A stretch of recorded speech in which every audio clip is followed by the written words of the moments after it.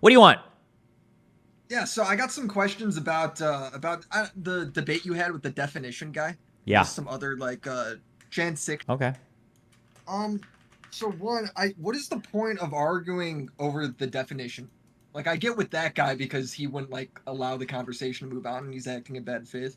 But I mean, is there a reason why that word is important? Oh, how much time you got? Well, I mean, is this going to go on for hours or what do you mean? Okay. You're American, right? Yeah, God bless. Wait, what state are you from? What kind of American are you? I'm a Midwestern. Okay. I'm from Nebraska for 30 years. Are we like Dude, you're kindred my neighbor. spirits? Oh, you. I'm sorry, but there is no good state near Nebraska. And even Nebraska's not a good state. Oh, bro, but you got that all you need is a case of Bush Light, dude. Are you, am I, can you Suddenly, say what those state you're states end up from? being really good. Are you, or do Yeah, you, I'll say I'm from Illinois. okay. Okay. St. Louis or? No, Missouri. That's Missouri. What's in Illinois? Well, well, Wait, don't St. tell me. Louis is Don't tell partially me. in Illinois. What is the big city in Illinois? There's at least one of them. What is it? It's Peoria. Wait, Peoria, Illinois is the big one. hold on. No.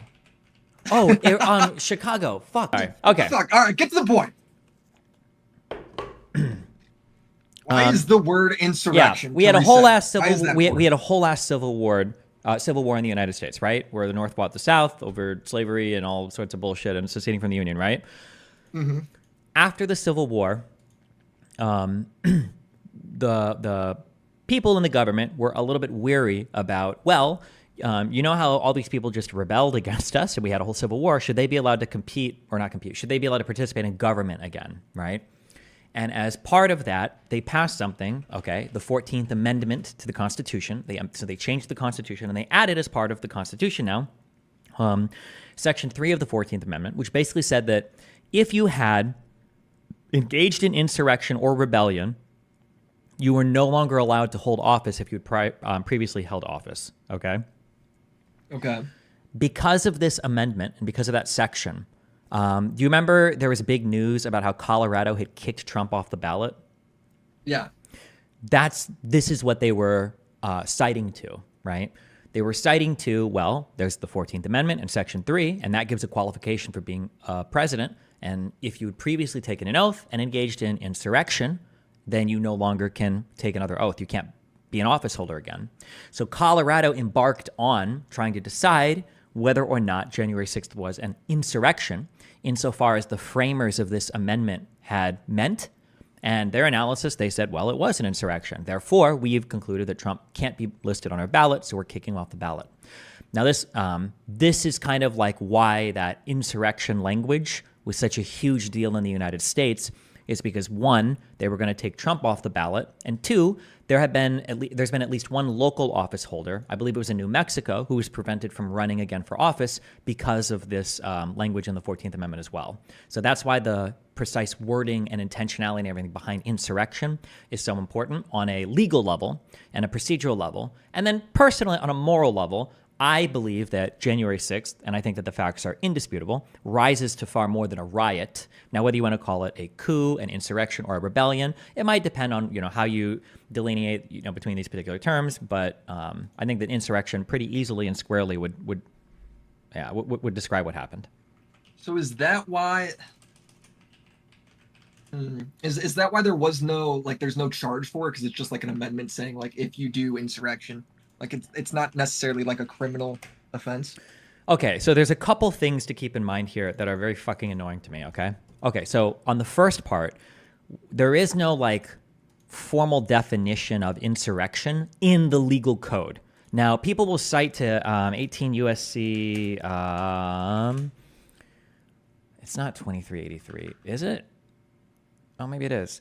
People will cite to this, I think. Well, they'll say whoever incites, sets foot on, assists, or engages in any rebellion or insurrection against the authority of the United States or the laws thereof or gives aids to the country shall be fined under this title in prison not more than 10 years. But people are like, oh, well, look, why didn't they charge them with insurrection or rebellion, right? So there's a couple things. So one, insurrection is not strictly defined anywhere in the legal code. There's just a criminal charge for it, okay? But then two, okay, okay, I need you to turn your law brain on, okay? You get your law brain on? Oh God, dude, it's pretty empty up there. It's okay, just a little bit, okay? Okay. In the United States of America, all right, if you want to deprive somebody of their freedoms, they have to be afforded due process. Criminal matters in the United States are a very big deal because it's the state coming in to take away part of your life, liberty, pursuit of happiness. Like they're coming to deprive you of what should be a right that you can't be deprived of. So in the United States, we have criminal courts to deal with this. However, in the United States, you're guaranteed a process where you have a trial by jury where the onus is on the state to prosecute you and convince a jury beyond a reasonable doubt that you have committed a certain crime. That standard, beyond a reasonable doubt, means that no person, no ordinary person of sound mind could have a reasonable doubt for as to whether or not you had engaged in a particular behavior. So when somebody is talking about a criminal charge, you're proving this way beyond the threshold of any like ordinary thing in society. All of this to say that when somebody says, well, if XYZ had occurred here, why wasn't anybody charged with it? People could not be charged with crimes for a multitude of reasons.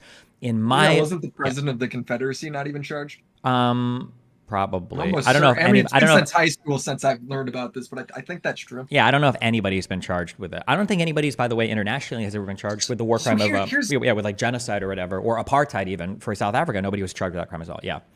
I guess here's my follow-up. Is there a point to even arguing it then? Like, all right, he's not going. It's clearly not applying to him. He is running. What's the point of even making the argument? Well, in my mind, the reason why I think the argument should be made is because that should be in and of itself instantaneously disqualifying of a person for running from office. You tried to lead, you tried to coup the U.S. government, and you led an insurrection on the Capitol building in order to hold on to power. That's like it's probably one of the most disqualifying things that you could ever do as a president of the United States. There are very few things that would come over that. Well, I mean, I agree with you. I would count it as that, but if it's not being counted in this instant, he is going to run. No conversation's going to flip that. I guess no. The conversation won't. But what I'm saying is, if I were to make a video, what would be the point of me even making that argument? You know, I have no idea. You're a commentary YouTuber. For me, that's not to say that like, oh, you're shitty or do this. But for me, as a political debater, what I don't like is that in the political sphere, conservatives are really good at playing offense, and they never have to answer for anything. And this is what set me off over the Trump quote unquote. What does that mean though? Like, give an example. As in, like after the Trump assassination attempt, right? This is a Republican guy that got shot, okay, because he stood up and filmed fucking Trump after he heard shots, and he got shot by a Republican fucking shooter at a Republican fucking event. And somehow the entire media apparatus is staring at liberals saying, wow, you guys keep calling Trump a Nazi. Look at what you've done.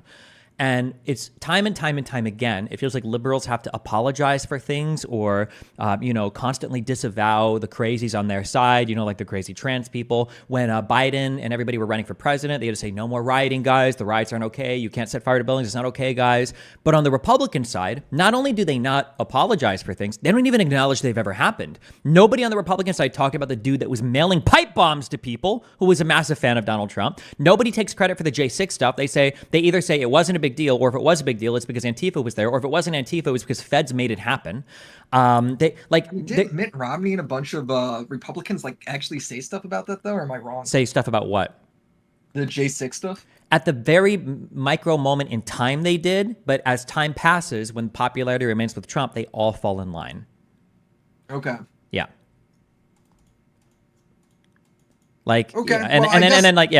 Conservatives call, they call us the party of groomers. They call us pedophiles. There was the whole Gretchen Whitmer plot. They said that was actually the FBI. It's thing after thing after thing of them never accepting responsibility or anything. So all I'm saying is that for me personally, I can't argue for you. I don't know what you're going to do. But for me personally, when I go to debate now with conservatives, I need an acknowledgement about J6. We're not going to talk about a single fucking thing about Biden or Hunter Biden or Kamala or any fucking thing. I don't care until you acknowledge that your president tried to coup the government. And now I want you to tell me why the fuck I should take you seriously when you're supporting an insurrectionist who tried to coup the government. It's one of the most anti-American things you could ever do. Or pro-American, I guess, depending on how you look at it. But at least admit that was going on, right? Yeah. So that's why this is why I've taken up this mantle. And I think that conservatives were allowed to walk away from this far too easily. In my world, every single conservative right now in office would never hold office again, not because of any legal decree, but just because people would look at them as going wow, you really tried to support a guy who tried to coup the government. That's pretty crazy, dog. Can't have you in office ever again. Yeah. Well, what was surprising about watching that last guy is it would have been like the definitions guy. It Hmm. would have been like a parody. Like I felt like I would have written up about how online politics is perceived. You know, he like won't even give a definition to the topic. Like I think at one point you just like muttered a bunch of gibberish, and Well, wait, why do you think that it, was? well, it was to prove that he doesn't have any comprehension of the word No, no, why do you think he was so fixated on the definition? because he doesn't want to engage in the topic. He Why, doesn't want and the why do you topic think to he go doesn't any want to engage in farther. the topic? Uh, Well, I mean, to be fair, I don't know this guy, so I don't know if I want to be his bad faith. But in the moment, I perceived it as he either doesn't know anything about it, or he knows it's super fucked, and he There you doesn't go. want Yep. to let it get there. It's the latter. It's always the latter, right? You don't want to engage in it. I mean, like, if you ever, how old are you? I'm 47. Four. Are you? I can't tell if you're fucking with me. Fuck you. Listen, I don't know how young you are, okay? Date some abusive women or talk to some or have some manipulative friends, okay? You see these this is like 101 manipulation, right? Is how conservatives engage, right? If you have done something wrong, you don't sit there and try to defend the action, or okay? All you do is you attack, attack, attack. You project, project, project. Try to move on to something else. Yeah, but you never actually own. What's the point? I don't get really what the point. Like, I don't know, dude. I'm too like commentary brained. Like, I'm not in deep enough. What is the like point though? What does he get from that? Obfuscation. You don't You have get to what I'm actually saying? admit that, like, yeah, a really fucked up event happened on January 6th. That was Like, the. what does he gain from not like acknowledging that the thing exists? You can pretend the Democrats are worse. Is that literally just the point? Yeah, it's team sports. It's one of the drawbacks of a two-party system is it might make us a little bit more allegiant to one side and oppositional to the other, maybe. But yeah, I mean, okay, fuck. I mean, yeah, I don't know. I gotta look into that guy a little more. That I mean, like seems to make it. Let me to make it commentary brained, right? If you're like a sure. Destiny supporter and evidence comes out, that I'm like fucking 2-year-olds, like why would you still defend me after that? Or why would you say that? Oh, well, Destiny never Oh, because actually he's did like a that. stan. Exactly, He's like a yeah, because full this on. is like Okay, you're a I guy, got like you. and you identify with. I'm like, fuck, I don't want the guy that I identify with to be a fucking child rapist, right? So it's He's like a either grown ass man. exactly. So either they didn't do it, or if they did, there was a really good reason, or if there wasn't, then it doesn't matter, or right, you just move down the narcissist prayer, basically. Yeah, of course, because you identify with that team, and you don't want to be in the shitty team or the losing team. Yeah.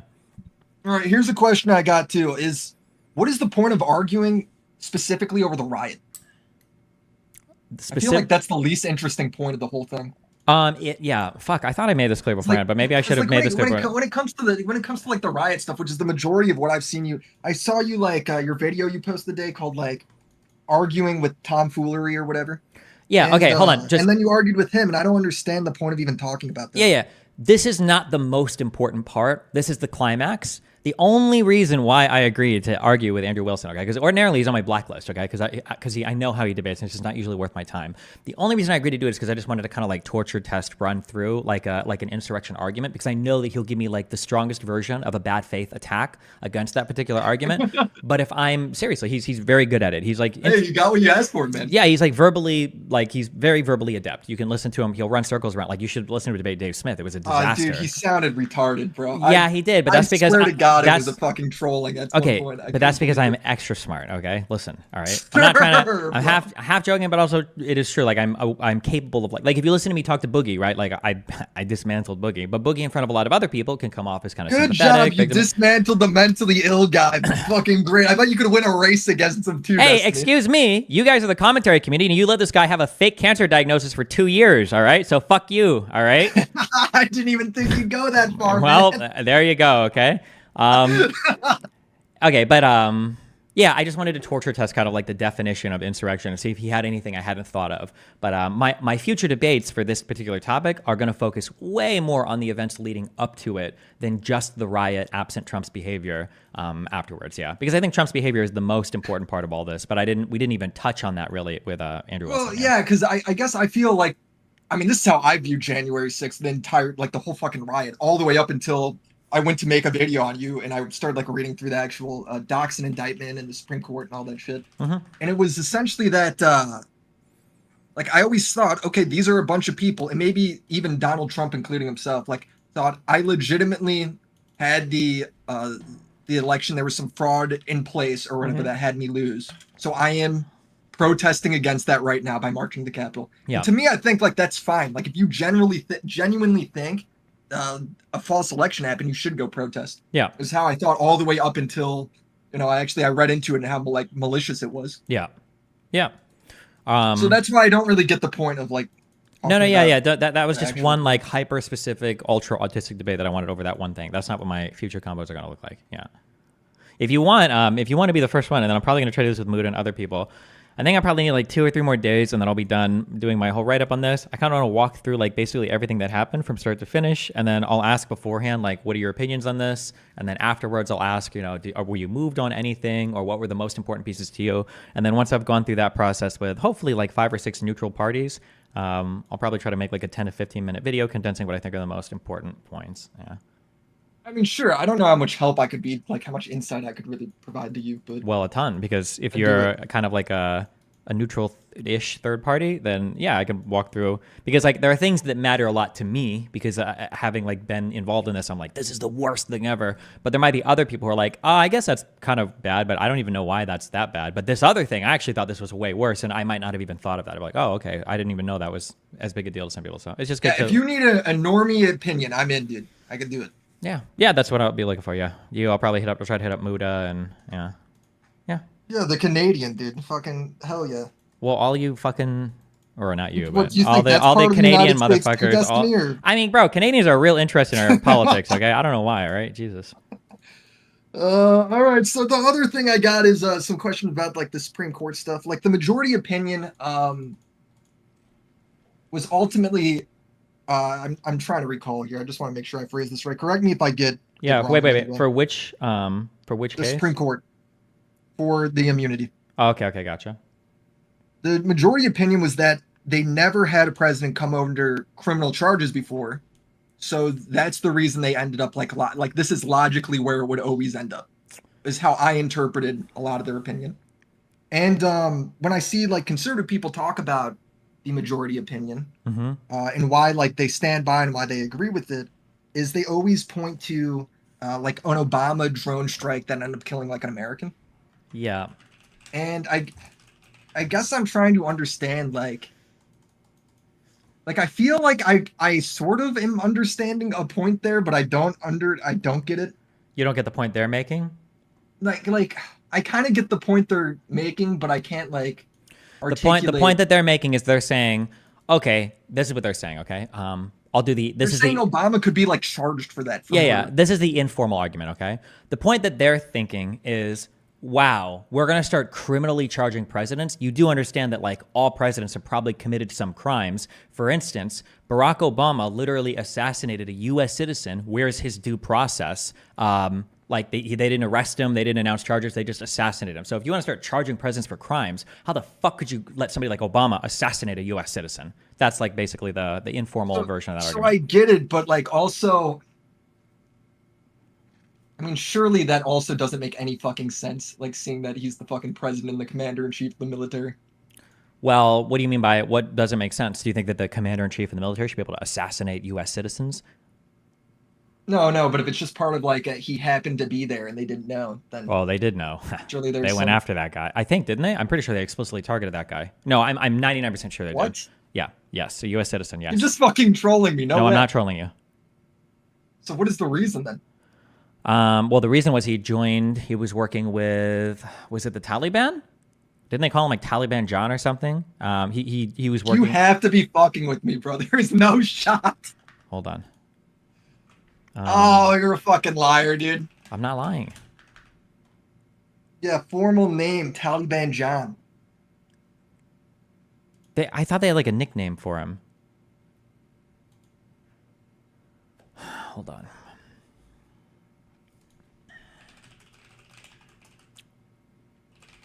Oh, was it Jihadi John? It sounds like I'm trolling you right now. Okay? What are you talking about? There's no shot.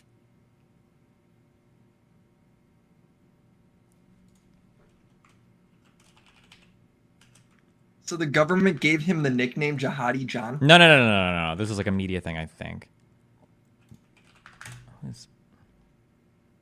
Not this. Okay, I'm sending you a link. The Jihadi John guy, I think, was a different guy. I'm sorry. I think it might have been this guy. According to the U.S. government, Abdul Rahman al-Awlaki's father. Dude, he looks like he's like 15. He's 16, yeah. 16, Jesus. Anwar al-Awlaki was a leader of Al-Qaeda in the Arabian Peninsula. Anwar was killed by a CIA drone strike several days before his son's death. The U.S. drone strike that killed was conducted under a policy approved by U.S. President Barack Obama.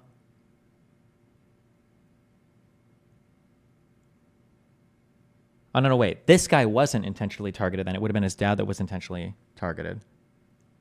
Oh, I just did a fake news. Wait. Was his dad a U.S. citizen?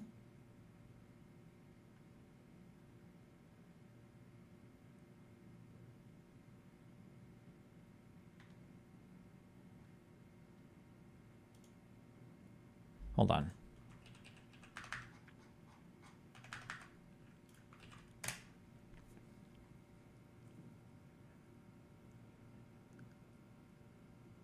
Okay, he was a U.S. citizen. Yeah, okay. The reason why I said I was 99.9% sure was because I'm almost positive that Obama went to the OLC, the Office of Legal Counsel, to see if this strike would be legal. And he wouldn't need to do that if it was just like a random guy. Okay, sorry, here, hold on. Forget the kid, all right? He died. That was a mistake. This is the guy that was targeted. But this guy was a U.S. citizen who was targeted and killed by a drone strike from the U.S. government, okay? Okay, so in that case, does the Supreme Court ruling make sense then? No. But why? Because then if you could it just sounds insane to me that you'd be able to prosecute the president for. I mean, I guess that's the point of the whole fucking ruling. That does make sense. To protect the president from doing presidential duties. Okay. All right, are you ready? Yeah. Okay. I might not be 100% on all this, okay? But I think I'm close enough, okay? All right. In the United States of America, okay, when it comes to a criminal conviction, have you ever heard of the term mens rea? No. Well, I've heard the term. I don't know what it means. Okay, fine. I think there's actus reus as well, I think even in U.S. law. Generally, crimes require an act of the crime, and then it requires a criminal intent, right, in order to be charged with a crime. That criminal intent or the criminal state of mind is the mens rea. And you have to prove that as proving the criminal conviction. And the mens rea element of a crime, element meaning it's a required part for conviction. An element means that it has to be there for the conviction to happen, is something that the court has to prove. And even if it sounds like complicated legal jargon, intuitively we understand this to be the case, right? Let's say there was a guy you're running outside and you accidentally trip and fall, and when you trip and fall, a knife flies out of your pocket and stabs somebody, right? You wouldn't treat this the same as if you'd thrown a knife at somebody, right? I mean, you could still get charged the same, right? It's like no, a DUI accident where you kill someone. Yes. Okay, but so what you just said, charged as an accident, right? If you accidentally kill somebody, yeah. Correct. It would be like manslaughter or maybe second-degree homicide. Different states have different words for it, right? But the mens rea for those lesser crimes might just show that the mens rea, the state of mind for that crime, might be you were acting with reckless disregard for human life, or you were acting recklessly. You should have known better, basically, right? So like the mens rea for like first-degree murder is you are intentionally, with premeditation, trying to murder somebody, trying to deprive somebody of their life. That's what you're doing. You grab a gun, you walk to the other room, you know that when you shoot a person with a firearm, you're going to kill them, and you want to do it, and you do it, right? That's like a murder, right? As opposed to, say you're at the gun range, and a guy's running down range, and you're with a bunch of friends, and you think you can shoot the targets anyway to scare the friend, and then he gets hit. Okay, yeah, you've committed a crime. First-degree murder, though, or attempted, like murder, probably not. But you're going to get your crime because the mens rea, your criminal intent, wasn't to try to murder the guy, but you were doing something that would make you likely to have a criminal charge, right? Well, then in that case, the argument that more Ben Shapiro made about. Okay, ignore. Don't ever. No, I'm going to give the argument because that's the other side. No, so I understand. But before we get there, let me wait. We're building towards it, okay? I just want to make sure you understand right there. That the mens rea component, that element, is essential for any criminal conviction, right? Yeah. Okay. All right. When the president of the United States, by essential you mean always considered, like always, it has to be there. An element has to be there. Yes. right? Well, Or I mean, no, I mean, okay, so, God, I don't want to get into semantics. no, no, no, no. Hold on, just wait, wait, wait. briefly. Don't call it semantics. It's essential. This is really important. So it's not just semantics. It's very, very important. So yeah, go ahead. Ask a So, question. Yeah. can we go back to the drunk driving example? If I get in a drunk driving accident, I kill somebody, I Yep. could still be charged with manslaughter, right? Correct, but you'll never be charged with murder. But you could be charged with manslaughter. Yes. And that's not okay. It's not okay. That's not murder. Correct. No, manslaughter is not murder. Correct. Okay. And if you All want, you can look up. So when you look up criminal codes, you know how it'll say like, oh, this is like a class A misdemeanor, class B, or class A felony, or class B felony, or whatever, right? Generally, it goes up like if you look up like first degree murder, Florida. Usually these things, do they use the classes in all states? I think they do. This is like a class A felony. Manslaughter will always be like a lesser charge than murder, right? It's bad. Manslaughter is bad, but it's always going to be not as bad as murdering somebody. Do you understand? Right. No, that makes sense. Okay. I'm caught up. Okay. All right. So the president of the United States has a whole bunch of jobs available to him that he has to execute on, right? One of those jobs is he's the commander-in-chief of our armed forces, right? Mm-hmm. When the president is acting as the commander-in-chief of our armed forces, all right, let's say that he takes an action as the commander-in-chief of the armed forces to kill somebody. So the actus reus, the action is there. He's ordered somebody to be killed. That's like ordering a hit on somebody, right? However, what would we say about like the mens rea component? Like his criminal state of mind. Well, it's not, dude, how is it criminal if it's a government operation to do the thing? Exactly. Now, if they're like a terror organization, how is it criminal? Exactly. Yes. Yes. That's correct. Yes. So when the president is acting in his official role as president, right, it's hard to imagine you'd ever even bring a criminal charge because, well, hold on. Look at the mens rea component for what he's doing. He's acting as his role as president, as his job. And if you want, and because your mens rea can be ascertained by a variety of other things. So for instance, like in criminal court, I wish I could remember the case, but like there was a girl that she killed her mom and then immediately afterwards she tried to like hide all the evidence. Well, people would say, well, that plays to her mens rea. She knew that she did something wrong. She can't claim that she was just crazy or had an accident or a temporary thing. Look, she's knowingly doing wrong stuff because now she's trying to cover it up. That speaks to her mens rea, her state of mind, right? For the president, if he's performing his official duties, well, we can look at other things that he's doing, right? So in the executive branch, Can I cut you off? Yeah, go.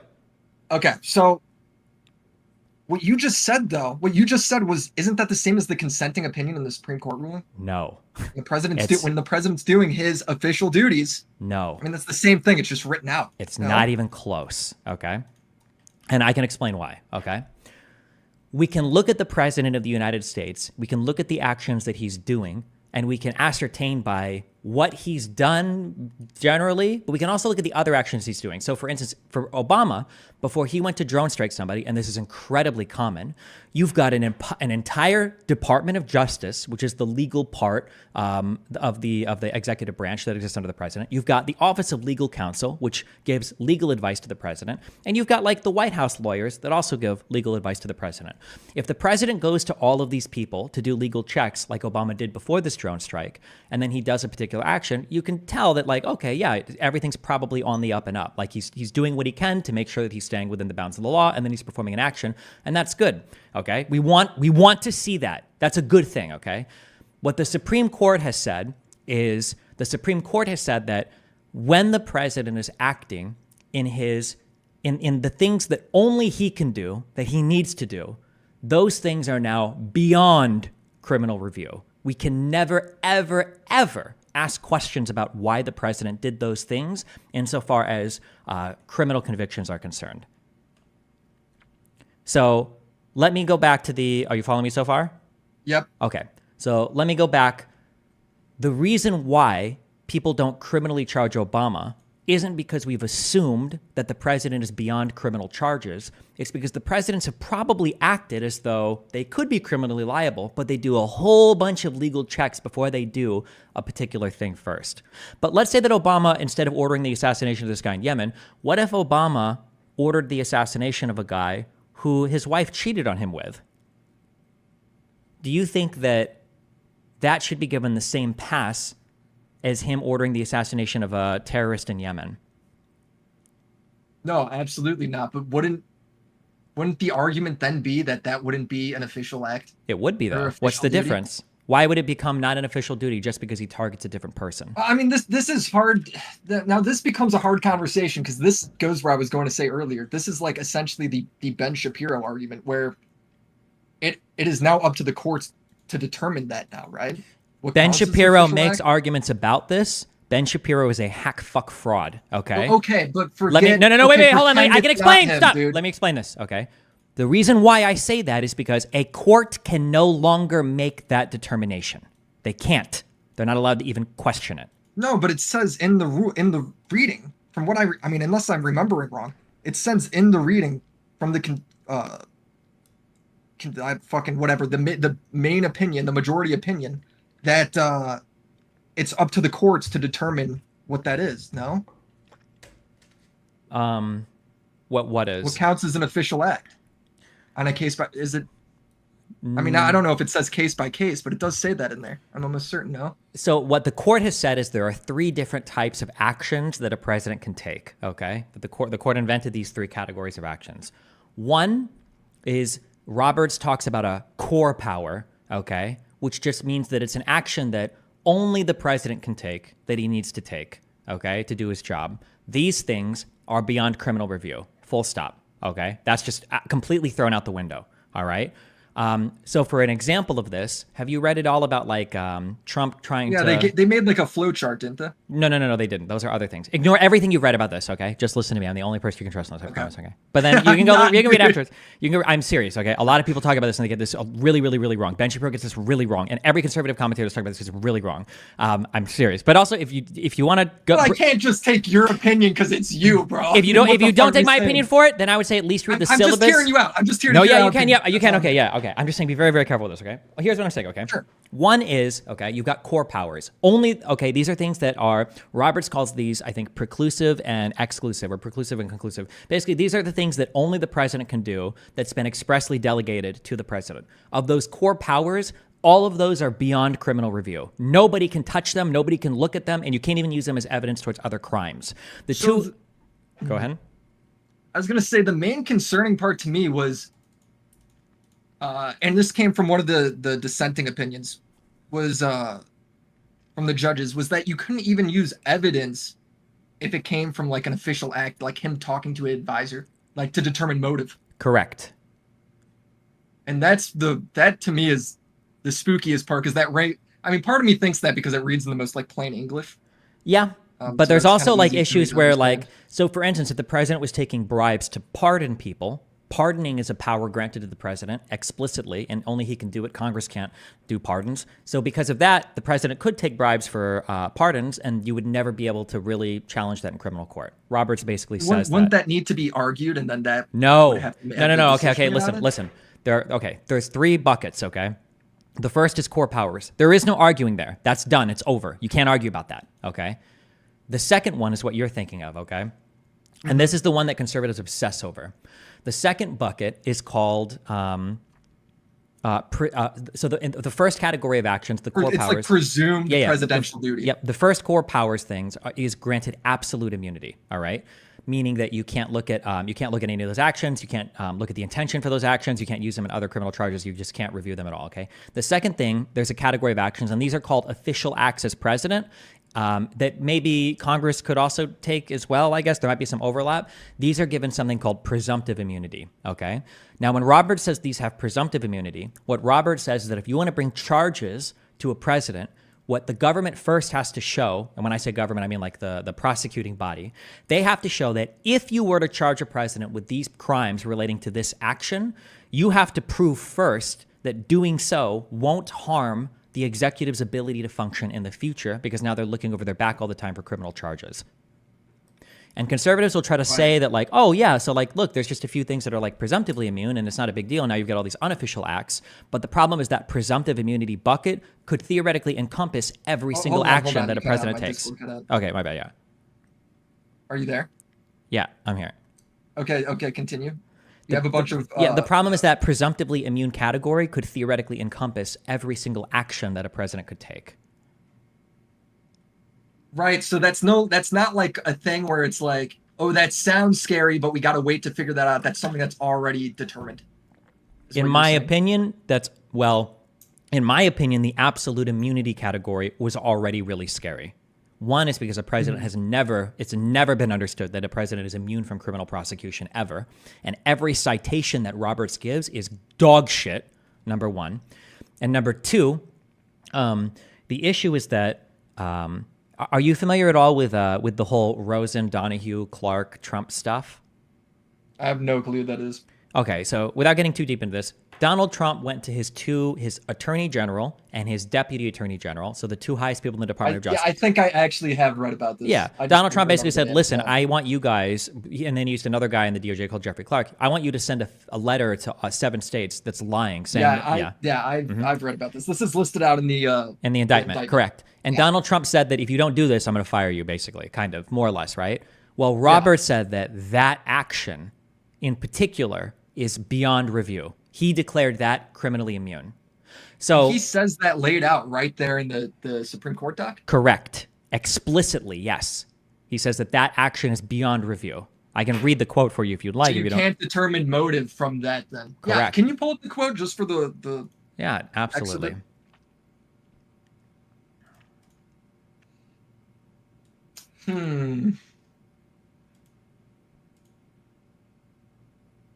Yeah, this is fucked up.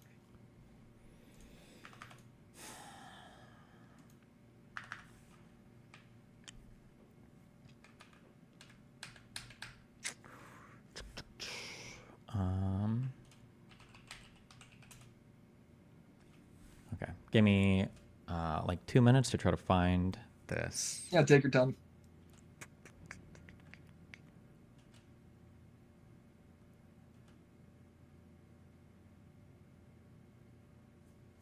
His Legal Eagle's opinion was very similar to yours on this, in his interpretation. Legal Eagle is generally correct. Okay, let me read you this. Okay, ready? Okay, I'm gonna read you what.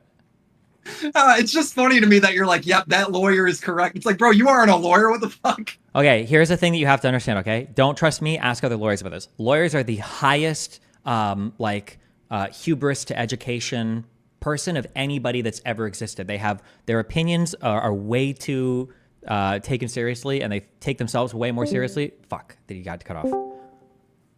Hello? Hello? Okay. Okay, you said lawyers are the highest? Lawyers think way too highly of themselves, okay? Most lawyers are going to be, it's going to be like anything in computer programming. If they work there and that's been their job for some time, then they've got a good opinion about it. But a lawyer is not immediately endowed with all the information of every legal process on, right?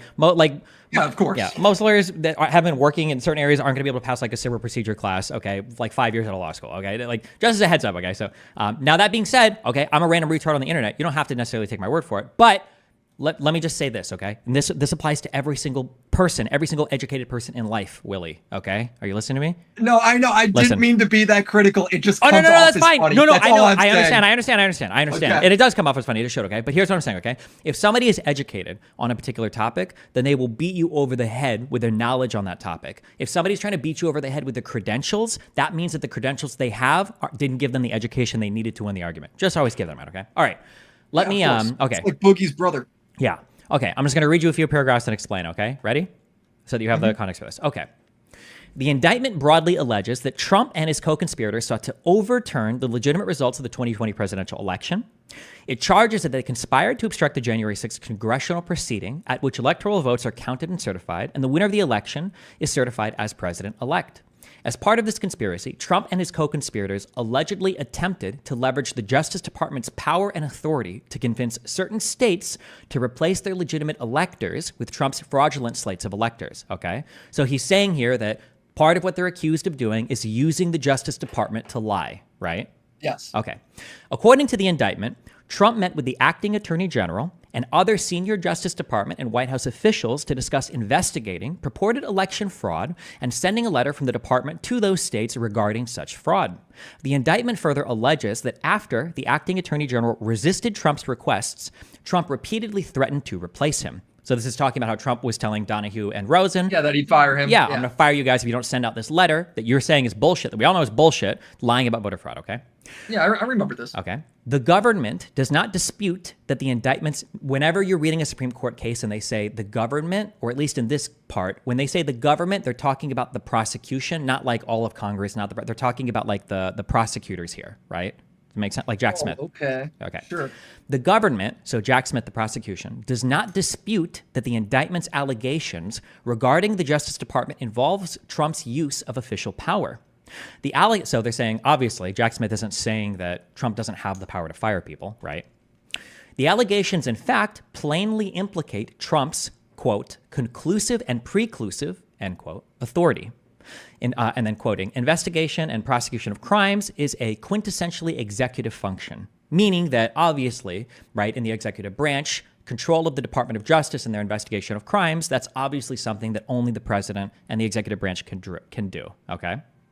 Right. And the executive branch has exclusive authority and absolute discretion to decide which crimes to investigate and prosecute, including with respect to allegations of election crime.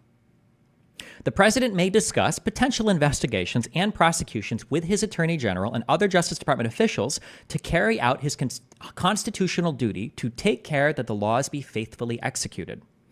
And the attorney general, as head of the Justice Department, acts as the president's chief law enforcement officer who provides vital assistance to him in the performance of his constitutional duty to preserve, protect, and defend the Constitution. So all Roberts is saying is that, like, obviously this is the role of the president, this is the role of the attorney general, this is what he does, right?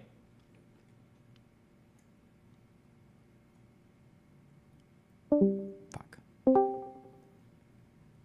Sorry, hello?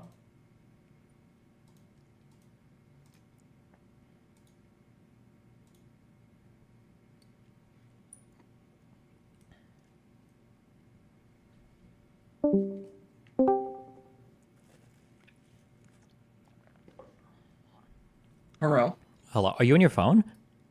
No, dude, my fucking Discord computer sucks right now. I don't know why it's doing that. Jesus, so okay. I did hear most of that because Okay. I have your stream open as Yeah, well. that's fine. Okay. So he's just describing like what the president does in the executive branch, right? Okay. Right. Okay. Two more paragraphs, then we're done. Okay.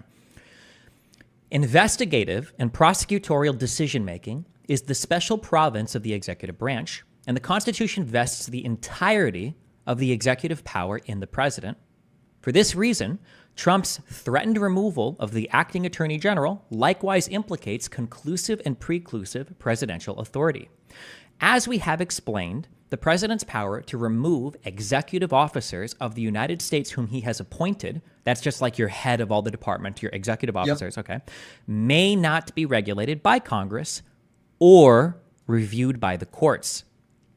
The president's management of the executive branch requires him to have unrestricted power to remove the most important of his subordinates, such as the attorney general, in their most important duties.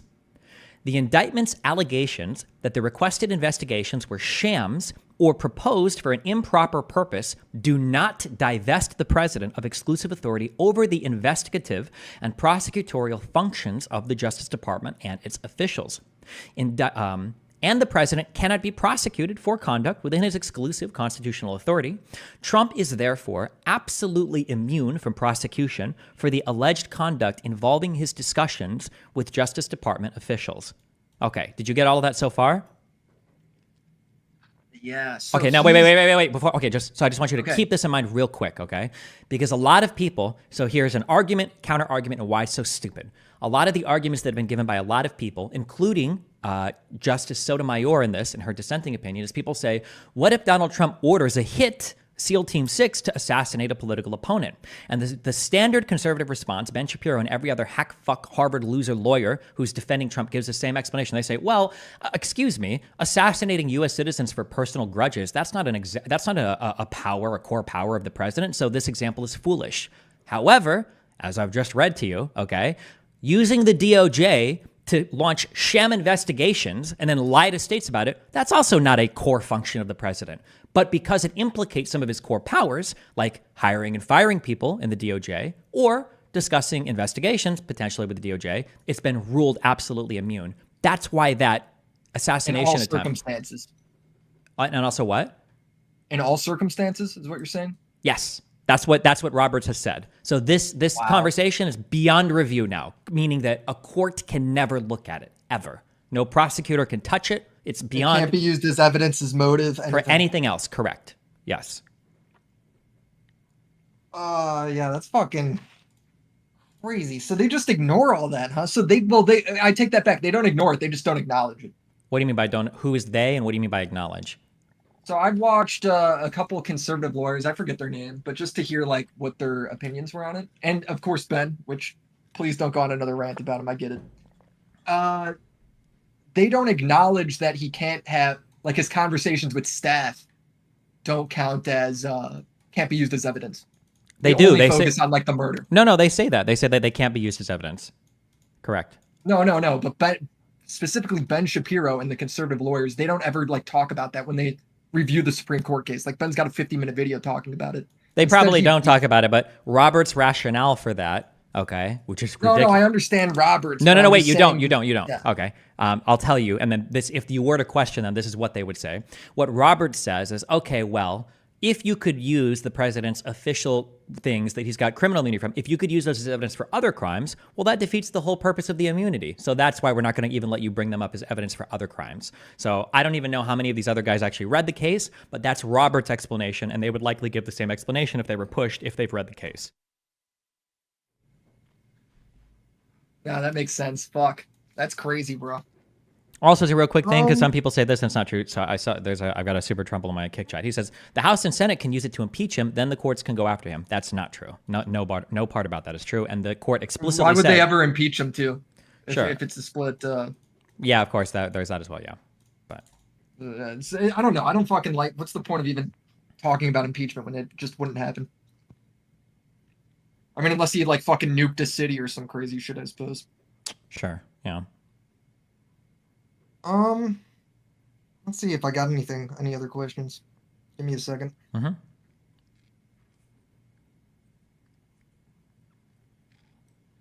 So I guess my main problem with conservatives when it comes to just even acknowledging the Jan 6 stuff is one, they will rarely ever acknowledge the electoral scheme, which is why I think a lot of people, like a lot of normies, don't even understand like that it happened. Yeah. I agree. Because it's not really acknowledged anywhere. Mm-hmm. And I don't know, like, when did you know it was a thing? Because I just watched a video of like you on Jubilee from like 6 months ago. And you seem to not have the same stance you do now. It was probably about a year ago. It was pretty recent that I like really dug into it all and learned it. It might have even been in preparation for another debate I had, maybe with maybe my Alex Jones Greenwald debate, which would have been January 6th, 2024. So, yeah, my big problem with a lot of them is, and this happened in your Twitter argument, is that essentially the defense for Trump's electoral fraud is that it didn't work, so who cares? Yeah, that's retarded, though.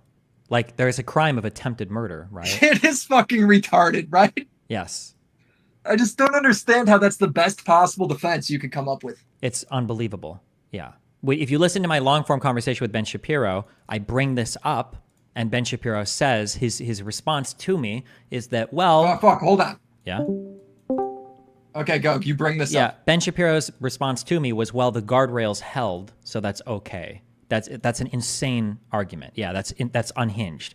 It's like it's like going into a room and like some guy tries to shoot you and you're like, it's chill. I've got a bulletproof vest on, so I'm fine. It's okay. I mean, even if it goes even if it does go to the courts, like he would say, and Biden gets ruled and everything goes as normal after that. I mean, it's still insane to fucking back this guy going a second run at, or the third run, I guess, at presidency, right? Yeah, it's insane. Because what would you expect somebody to do if the guardrails held the first time? Well, they're probably going to. Also, to be clear, okay, and I am an institutional shill, and if anybody doesn't like that, I'll fight them to the death, and I don't give a fuck. When people talk about the guardrails holding, the guardrails that held were bureaucrats. Those were the guardrails. It was people that had a long-term relationship Bureaucrats being like with Mike and Pence? Or what in do you mean by government. that? What? Bureaucrats, you just mean Mike Pence? No, I mean long-term. I mean that when Donald Trump was going to fire his attorney general and his deputy attorney general and put Clark in instead to send out that fake letter, the AG and the deputy AG, along with White House legal counsel, it was Pat Cipollone and Phil. And another guy, they went and they contacted all of the associate attorney generals, and they were like, hey, just so you guys know, we might be getting fired soon because we don't want to sign on to some bullshit fake ass letter. And basically half the Justice Department threatened to quit when Donald Trump was considering that. And when they went to their big White House meeting, they told him that. And Trump asked Engel and a couple of his own people, was like, yeah, wait, what's going to happen here if I actually kick this guy out? And they're like, yeah, half of your Justice Department is walking out. Half the people are going to quit on you. This is unhinged what you're thinking of doing. And these were the people that held the line on this. Being like his cabinet? No. So what is the fucking Justice Department? Yeah. What the fuck is that? So you've got something called, okay, so in the United States, you've got 3 branches of government, right? You've got... Right, I understand that. Sure. Well, here, I'll explain real quick, okay? Because people think they do, but they don't always, okay? So you've got Congress. Congress makes laws or statutes, right? And then you've got, when you pass a law or a statute, okay, laws don't mean anything. If you pass a law, who the fuck cares? You need somebody to punish you for it if you break the law, right? Yeah, the presidential branch. That's what the executive branch is for. Yeah, correct. Okay. And then the judicial branch is there for, it's called statutory construction or interpretation. They just make sure that the laws are being interpreted correctly by everybody, and that everybody's playing by the rules. So right? what position is in that, though? In what? The Justice Department. What is that? Yeah, so the Department of Justice, DOJ, is an office that's created in the executive branch, okay? So the executive branch, the executive, ideally, okay, in a perfect world, the president of the United States is one man that can do everything. He's every FBI agent. He's every federal regulator. He can just run around and do everything. But in the real world, the president can't do everything, right? He's just one man. So what Congress does is Congress authorizes, they create offices for the president to help him with his duties. And one of the most important offices that exists under the president is the Department of Justice. And the Department of Justice is the body that does investigations and law enforcement, I believe, because like the FBI exists under that as well, under the President of the United States. So that's what the Department of Justice is. So think of like the Attorney General is like the lead, the biggest prosecutor guy kind of in the United States for the federal government. Yeah, I know who the Attorney General is. So is the Department of Justice like, is that the Attorney General? Yes, the Attorney General is the head officer, the top guy in the Department of Justice. Okay. Yeah. So that's a guy who, remember, officers, the cabinet members, the head people of all the offices in the executive branch, those get nominated by the president, and then the Senate confirms them, right? So appointed with the advice and consent of the Senate. Like the Department of Education and all that shit, right? Maybe the Department of Education might exist under another department. I can check real quick, but you've got the right idea. If it does exist under another department, if it doesn't, then there's going to be a head officer in the Department of Education who the president appoints, and then the Senate confirms, or the Department of Education might exist under another department, and then he would appoint the head of that department. But basically, yes. Okay, so half of them decided to quit. In the DOJ, yes, correct. All right. Yeah. Okay. Well. Fuck, man.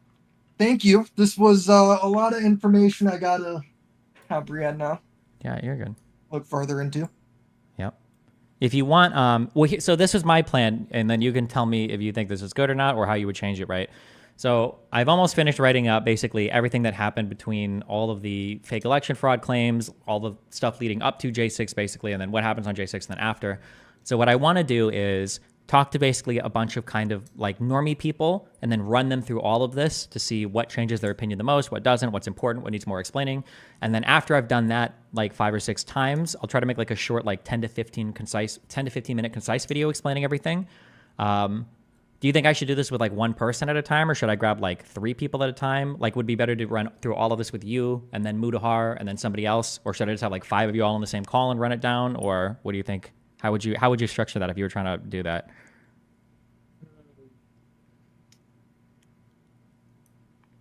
I would go ahead and I would allow the video to be like a watch party, but then I'd tell people to give you feedback in like 2 days.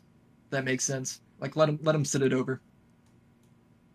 Because odds are a lot of the like real criticism they could come to you in terms of fixing the video is going to be stuff they're like mulling over in their head because it's so much fucking information for somebody that doesn't understand a whole like how any of this worked beforehand. Sure. Yeah. Yeah. Because there's also stuff that I think has to be explained for people to even understand. Because a lot of, most people in the United States, less than probably 5% of the population even knows what like an elector is, I think. Yeah. For like, I mean, yeah, like I knew like we had like electorates, but I didn't know it was literally like people just put up. sure. Like Yeah. I wasn't really sure how any of that fucking worked. And then the other part was it would be I mean fuck dude it's a big task like this whole thing. What do you mean by big? What do you mean by that? Like just trying to cover like all this fucking ground. Oh, maybe. I think it could be covered like. I would say you'd almost like need to um in a way like you have to show like some of the opposing positions too. Sure.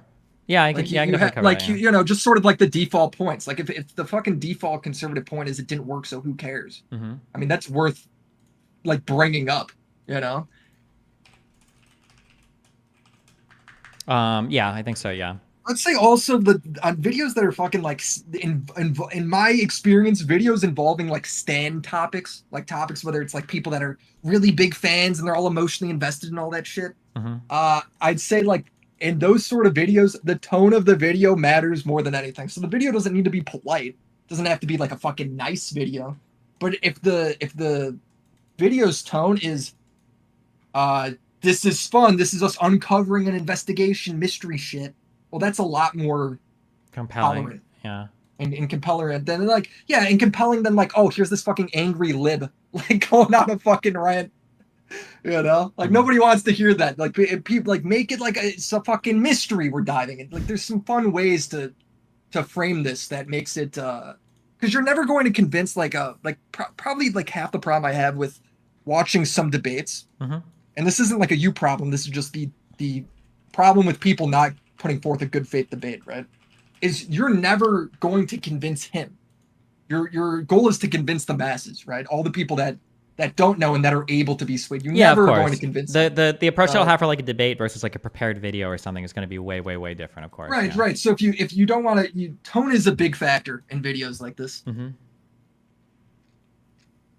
Okay. Well, anything else? No, thank you. I'd say thank you, man. All right. I love you. Be careful. It was a complicated conversation, so I appreciate it. I might call you again if I got questions. Yeah. Have you done anything? Have you looked at any of the Mr. Beast shit coming out now? So I'm so deep in like the fucking boogie shit and then this stuff. Like I do have like it on my back burner, but I don't really know like that deep of how it's all gone. Like I've seen like people on Twitter saying like Chris apparently sent his cock into like a fucking Discord. Like I don't know how true any of that is. But Did you watch the I would big say video that's about like a pretty big deal. the lottery allegations and all that shit? Or Oh, it just sounds fucking stupid. Like saying that all the Mr. Beast videos are staged. okay, all right, just I curious. feel like that would have leaked before. No, like I get that that's not a good. I guess that's not a good argument. I'd have to look into it, but it just from title alone, it makes me roll my eyes a little bit. Mm-hmm.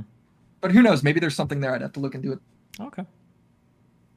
All right. All right, Well, take it easy, Dave. yeah. Have a good one. Be careful. Deuces, dude.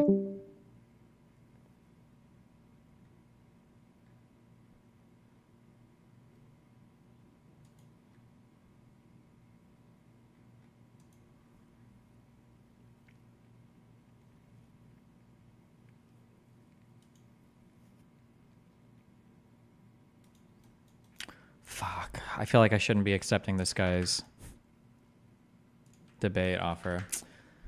I shouldn't be debating these, like, because this is like a Project Veritas guy. I will be debating at the Omni Liberal tonight at 10 p.m. ET tonight about whether J6 was a Fed-surrection or an insurrection.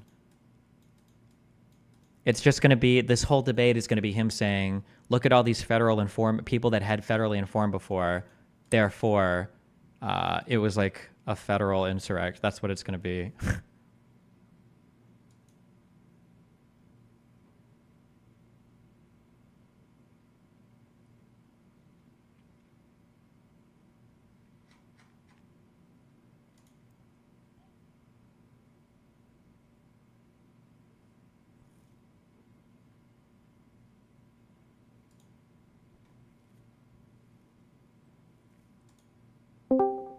Yo, hold on. One more point. Holding, babe. So, one of the questions I want to go back to, because I don't feel like I got an answer now that I'm looking at my notes here, is when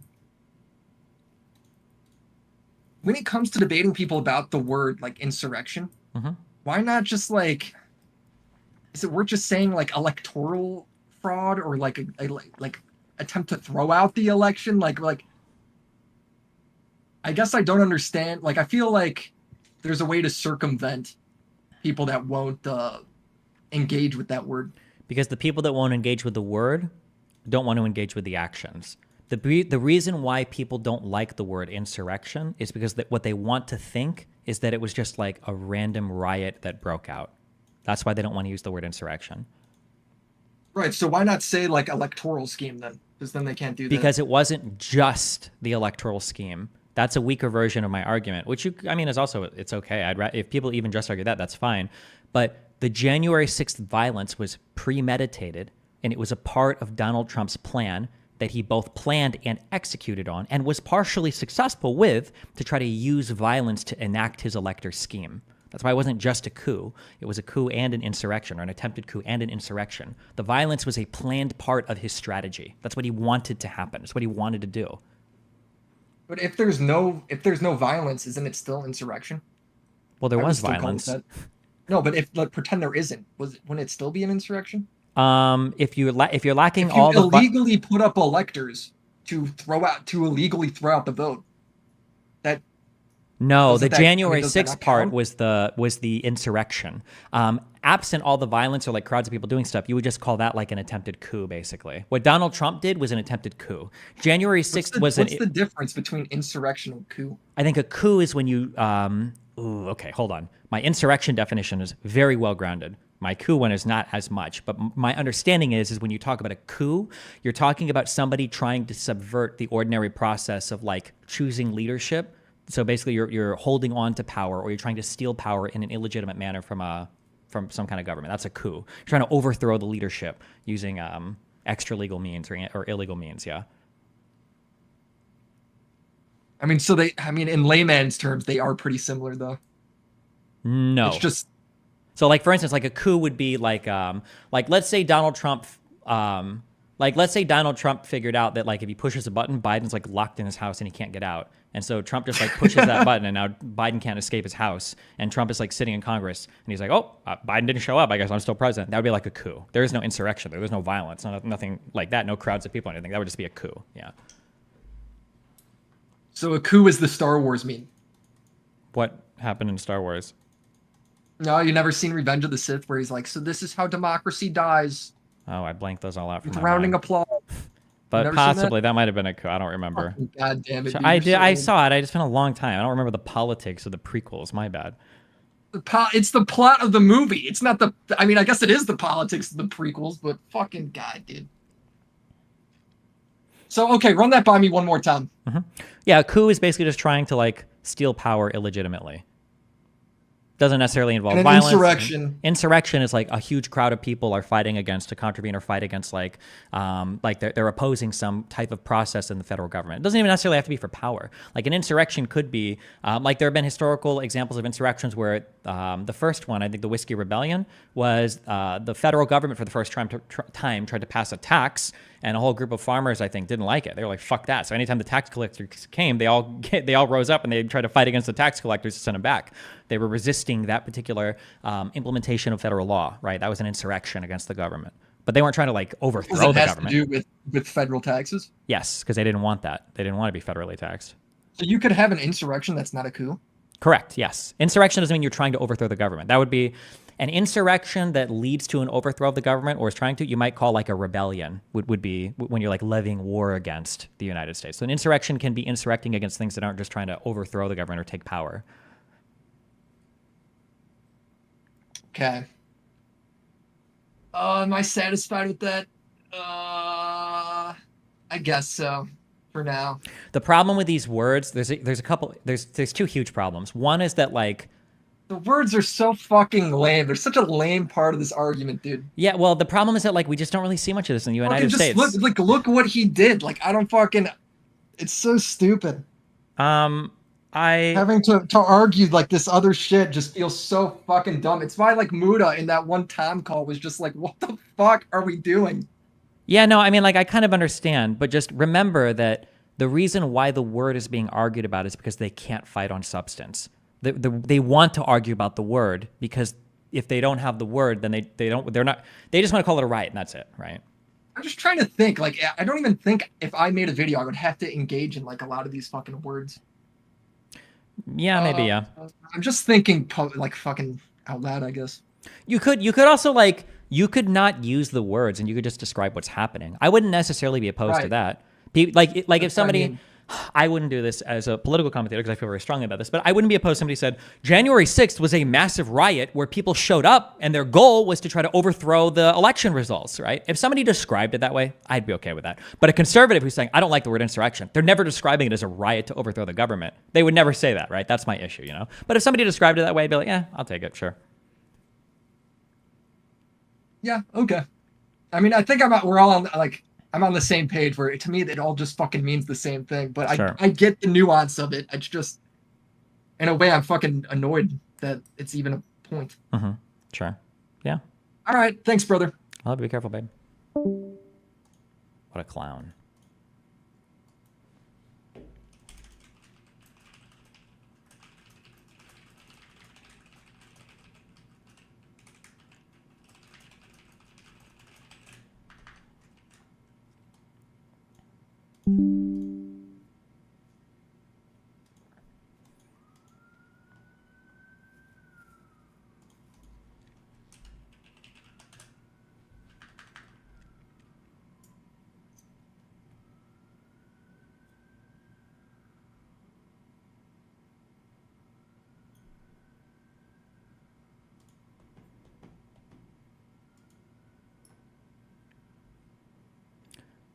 Which will be 5 p.m. PT/ET and jump on. Wait, what? Wait, what does 5 p.m. PT/ET mean? That means 8 o'clock, right? Hold on, I thought he said 8 o'clock. Destiny, you said that, sorry if I'm repeating myself. The reason why I repeat like in clear words and clear definitions the same thing over and over again is just because I think a lot of people aren't familiar with a lot of these things, and I just like to repeat it so that we all have like a really good conceptual framework for all this stuff. So sorry if it feels boring or whatever, but I'm about to repeat something else I've said before. So somebody just said, somebody asked in chat, you said that impeachment won't work to hold a president criminally liable. Can you elaborate as to why, besides impeachment being hard as fuck to do? Impeachment is a thing that was created to remove somebody from office. The only thing impeachment can do, and that's a political process, the only thing impeachment can do, I'm so sorry. When I say impeachment is a political process, more specifically what I mean is that's a process that Congress does. Impeachment is never used to hold somebody criminally liable. Criminal implies courts, implies judicial system, implies criminal penalties. Congress cannot impose criminal penalties on someone, or at least I'm not aware of any way they can. I doubt they'd be able to unless the judiciary has granted them that somewhere, which I would be shocked. Congress can, so impeachment is just a way that Congress has to remove somebody from office and then prevent them from holding office in the future. That's all it can do. What if you accept that it's an insurrection, but also think Trump believed it was stolen from him? Is there any difference between him knowing and him not knowing? I think there is a difference, and you can say that. That's fine. However,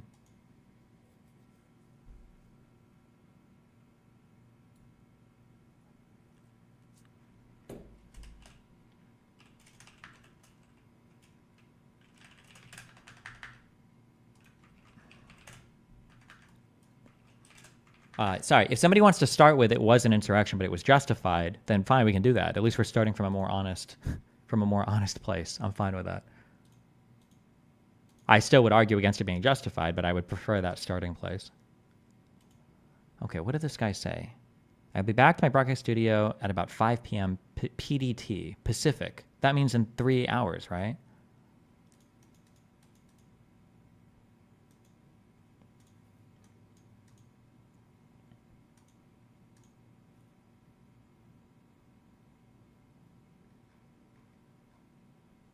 The criminal court going after the president after impeachment was part of Trump's argument that the left ignored. Yes, because it was a bullshit-ass, disingenuous argument. And the Supreme Court ignored it too.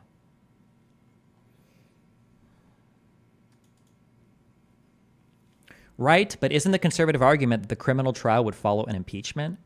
Maybe some conservatives have argued that, but that's not true. There's nothing in an impeachment that allows you to do a criminal trial afterwards. That was stupid when it was suggested by Trump's lawyers. It was stupid when other people said it was possible. And Roberts in the Supreme Court rightly shot that down. He said there's nothing that says that just because somebody's been impeached means they can be criminally convicted. There's no part of the Constitution that says that. There's no constitutional amendment that says that. There's no legal interpretation that says that. And now the Supreme Court has said as much.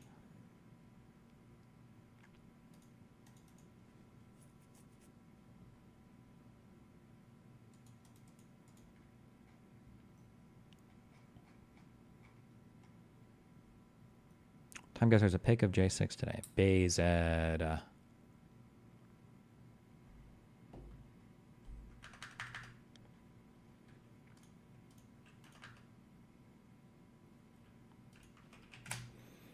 Okay, I think he's gonna be home in a few hours, and according to our DMs, I think. I'm gonna talk to the not Elon guy.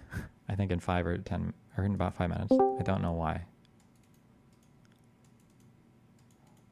January 6th is listed here. Would you agree this definition matches J6 as a stealth coup?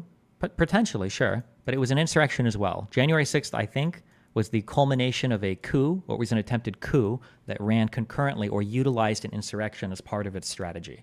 Donald Trump was attempting to coup the government, and he was exploring multiple channels of pressure, ultimately against Pence, in order to coup the government. One was personal. He personally argued with him. Second was through other people in the White House. He got his lawyers and other people to contact Pence and argue with him. Third was through the media. He harassed Pence on Twitter, and Bannon and his cronies and Giuliani and other people associated with Trump went on Bannon's show to harass Pence. And then the final channel of pressure was the crowd that he led on January 6th to send to the Capitol building to also pressure Pence to do the right thing. During the insurrection, Donald Trump made phone calls to other lawmakers saying, hey, maybe we should push back the vote. Look at how mad everybody is, because he's using the violence, the insurrection, to try to further his coup. Yes.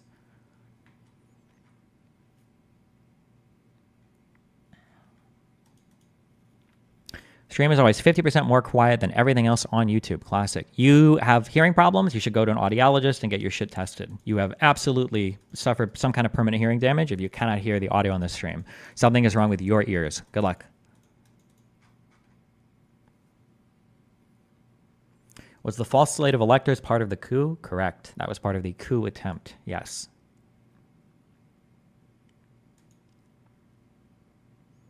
Would you agree that the insurrection was a relatively minor factor in what Trump hoped would push the needle in his favor? No, I would not agree with that. I think that the public support that Trump had and enjoyed, and his weaponizing of his fan base, I think was a pretty big part of, hopefully, I guess if all else failed, that would be like the big part that would come through for him at the end.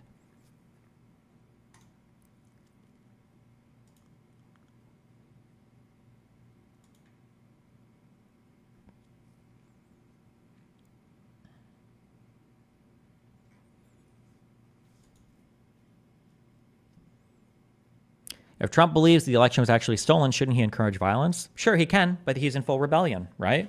Remember, the Civil War started by states that thought that they were within their right to secede. They thought they had a right to secede, and that was where the Civil War came from. That started with people that felt they had mutual justification. I don't know what the point of that. You're not like making a compelling case, and you say, well, maybe he really thought it was. Okay, fine. Then you're justifying why he was in rebellion then against the United States, right? Which is not acceptable. I'll be back 1 sec.